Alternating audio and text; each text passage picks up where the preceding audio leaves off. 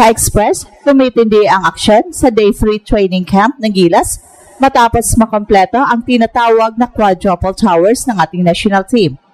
Sa unang pagkakataon ngayong cycle, nagsama-sama sa isang ensayo sina Kai Soto, Quentin Meliora Brown, Junmar Fajardo at Chapit Aguilar na agad nagbigay ng imahe ng isang frontcourt na mas malaki, mas mahaba at mas versatile kaysa sa lineup ng nakaraang taon.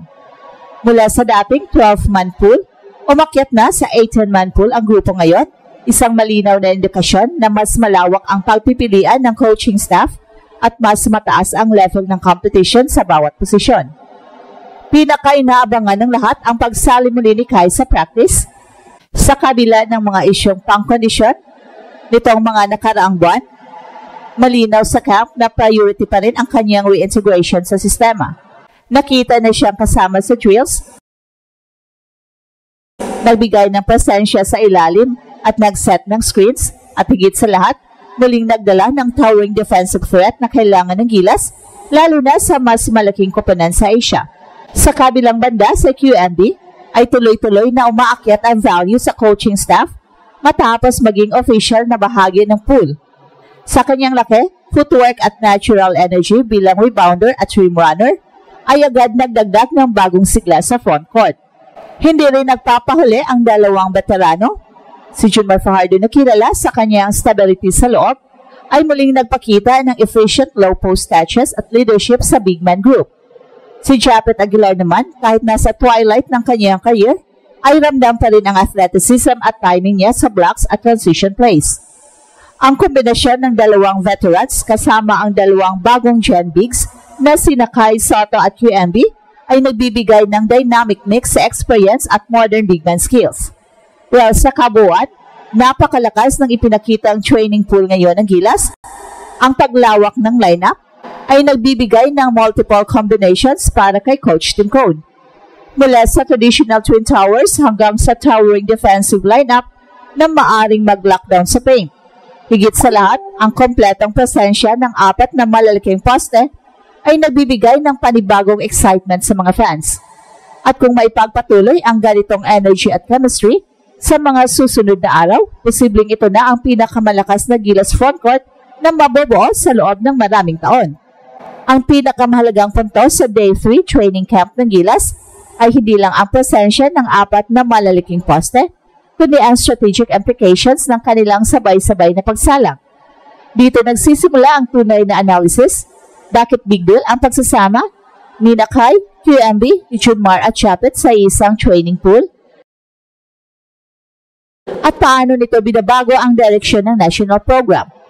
Unang titingnan si Kai, ang kanyang pagbabalik sa ensayo ay hindi simpleng attendance lang. Ito ang unang indikasyon na nais i-realign ng Gilas ang kanilang defensive core sa isang mas mataas na antas. Sa international game, ang paint protection ay kadalasang nagdetermina ng resulta ng laro. At si Kai, dahil sa kanyang height, wingspan at defensive instincts, ay nagbabalik ng identity na nawala ng ilang buwan. Ang bawat rep niya sa camp ay hindi tungkol sa offense, ito ay tungkol sa timing at help defense, vertically at kung paano niya i-anchor ang loob kahit na mas mabilis ang pace sa FIBA windows. Sunod ay si QMB. Ang kanyang significance ay hindi paganap na nauunawaan ng casual fans, pero sa coaching perspective, siya ang perfect connecting piece. Hindi kailangang maging superstar si QMB. Ang kanyang value ay nasa efficiency. High motor rebounder, physical screener, mabilis mag-recover sa pick and roll defense, at may sapat na mobility para sumabay sa stretch bigs. Ang pagdagdag sa kanya sa pool ay nagbibigay kay Coach Tim ng bagong tactical option, isang pangalawang blue big na pwedeng tumapat sa mobile forwards ng kalaban na hindi isinusugal ang rim protection. At kapag pumasok naman ang dalawang veterans, sina Junmar Fajardo at Chapit Aguilar, nagiging 3-dimensional ang frontcourt ng Gilas. Si Junmar ang pinaka-stable low post anchor sa Southeast Asia. Hindi kailangan baguhin ang laro niya. Ang kailangan lang ay i-integrate ang spacing para hindi sumikip ang paint kapag kasama niya si Kai. So, ibig sabihin nito, kailangang mag-adjust ang perimeter player sa off-ball relocation at high entry spacing Kung makuha ito sa training camp, magiging napakahirap depensahan ng Gilas sa front court. Si Japet naman ay nagdadala ng timing advantage kahit hindi sa prime athletic form. Ang kanyang instinct sa weak side shot blocking at lob threats ay nananatiling valuable.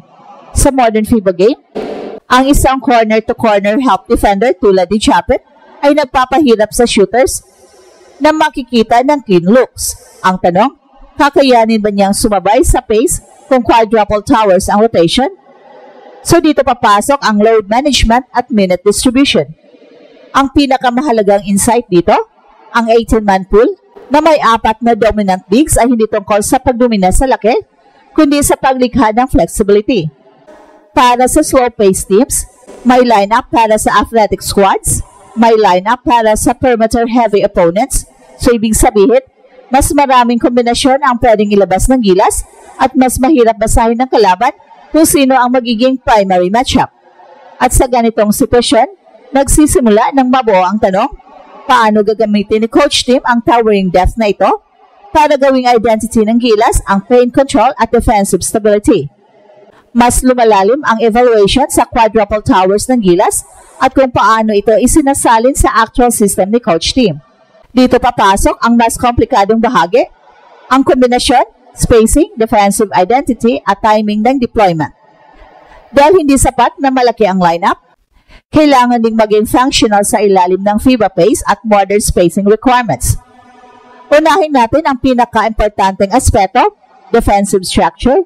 Sa international game, bihirang gumamit ng 4 na natural big men ang mga national teams ng sabay, pero ang pagkakaroon nila sa rotation ay nagbibigay ng unique advantage. Kai Sotto at QMB ang magbibigay ng versatility sa ball screen defense. Kai can play drop coverage dahil sa kanyang length at natural shot blocking instincts, habang si QMB naman ay pwedeng gamitin sa show and recover schemes dahil mas mabilis ang lateral movement niya. So ibig sabihin, may dalawang magkaibang defensive identities ang Gilas, depende kung sinong pairing ang nasa loob. Samantala, si Junmar Fajardo at Japet Aguilar ang magiging stability duo. Si Junmar para sa half-court control at interior security, habang si Japet ang magiging rotating help defender at transition rim runner. Sa teorya, ang kombinasyon ni Junmar at Kai ay pwedeng bumuo ultimate twin tower wall, pero nangangailangan ito ng perfect spacing dahil parehong nag-operate sa loob. Kailangang maging precise sa off-ball movement ng wings para hindi mag-collapse ang depensa ng kalaban sa paint. At ito ang express info kung saan bawat kwento ginulat ang mundo. Don't forget to like and subscribe.